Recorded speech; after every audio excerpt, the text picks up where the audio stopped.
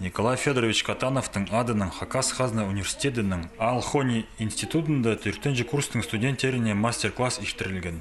Аның темізі адайлар пазахосхалар пюгруктерін узи пастары стезеретіп адалған. Евгения Складнева, Хагунның профессоры, студенттерге узинің тоғынып, адай хосхаларға орта диагноз тұрғызарының чарыда чоқты берген. Мастер-класста дөк Хагунның доценты Светлана Менегашева араласқан. Мастер-класста апаршылары улуг ады бар ученый угретчилер, профессорлар база доценттер. Ул мероприятие апарылшы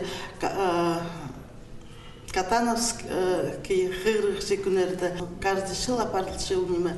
Балаларға ул болшы постарын күйіздерге, утурдидер болызырға, хыйгаларын күйіз салыға. Ул мероприятие иштишин ундай балаларға болшы. Балалар андың мастер-класста иштишсе утурдидер болышалар. Білістерін көтіршелер и утурдидер болышалар. Хакас Хазна университетінің үгіртшілері төрембіл аймық басқа мастер-кластар иштіршелер.